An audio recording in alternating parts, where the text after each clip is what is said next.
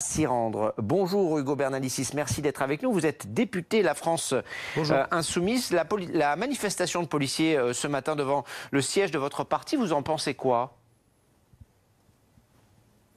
Je sais pas, vous en pensez quoi? Vous trouvez ça normal que pour des gilets jaunes, quand ils ne déclarent pas 72 heures à l'avance, ils finissent en garde à vue, puis en comparution immédiate avec une amende à la fin, voire une interdiction de manifestation, et que là, finalement, ça peut se faire tout à fait tranquillement parce que c'est Alliance Police?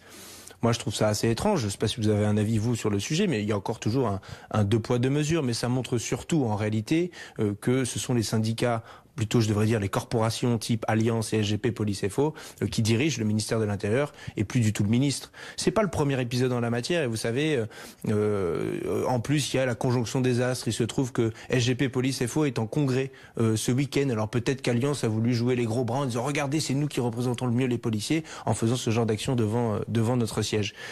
À votre avis, qu'est-ce qui se passerait si la France Insoumise appelait une manifestation devant le siège d'Alliance? Vous croyez qu'elle serait autorisée? Ce qui est formidable, c'est que ce matin, c'est moi qui pose les questions et c'est vous qui y répondez. C'est comme ça que ça fonctionne normalement. Justement, les policiers, pour vous, ce sont des barbares. Vous avez bien un avis, j'en suis sûr. Il n'a que peu d'intérêt. Écoutez, moi je vous le dis très franchement, les pratiques, non je pense pas, mais c'est pas grave. Les pratiques de certains policiers qui obéissent à des ordres par ailleurs. Hein. Vous savez, les tirs tendus sur les manifestants avec les LBD, les lanceurs de balles de défense. Oui, je trouve ça barbare. Les personnes qui ont perdu une main parce qu'il y a une grenade de désencerclement. Oui, je trouve ça barbare.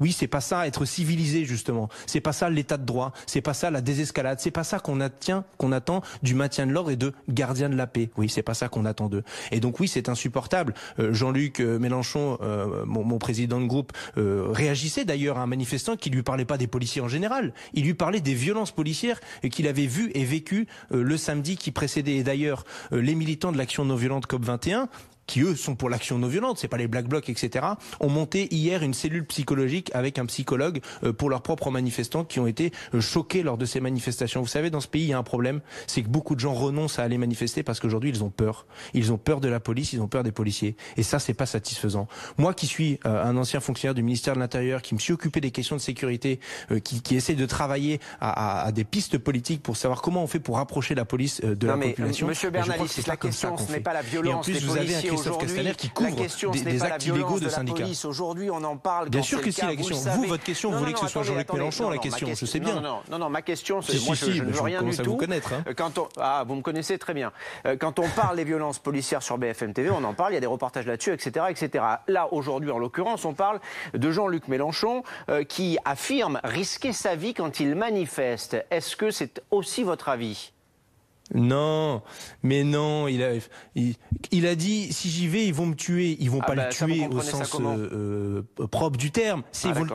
Ils vont le tuer politiquement. Mais évidemment, parce que quand il va en manifestation, il suffit qu'il y en ait un neuneu qui crame une banque ou je sais pas trop quoi, ou je sais pas trop quel bistrot, pour dire ah regardez Jean-Luc Mélenchon soutient les Black Blocs, il est du côté des violents, etc. On connaît la musique. Voilà pourquoi il ne peut plus se rendre dans ce genre de manifestation le samedi, alors qu'il y aurait toute sa place. Notamment parce que samedi dernier, c'était une manifestation pour le climat. Il aurait pu avoir vos gosses dans cette manif. Vous le savez, tout comme moi.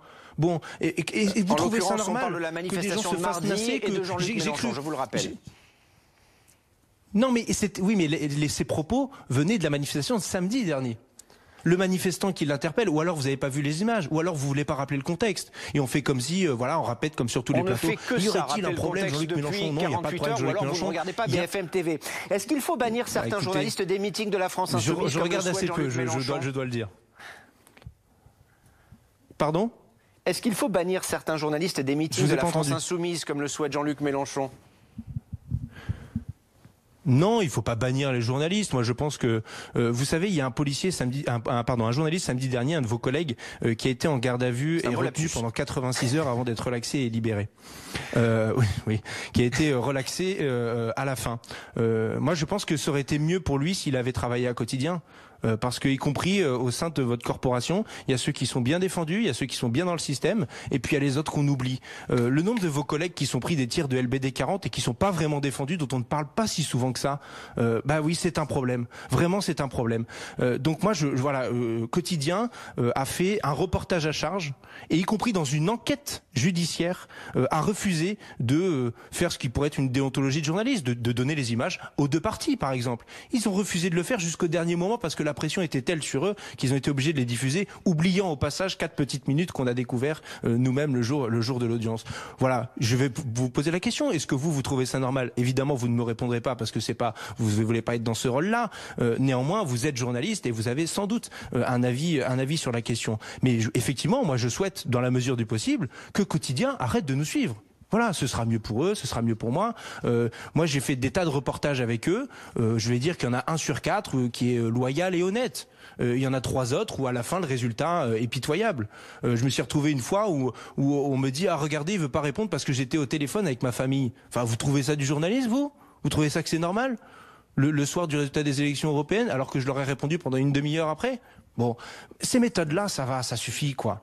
Ça suffit. C'est pas du journalisme. Et vous devriez le dénoncer si vous avez une autre idée de votre propre métier. Je suis sûr que vous en avez une. Merci Hugo Bernalicis d'avoir répondu en direct.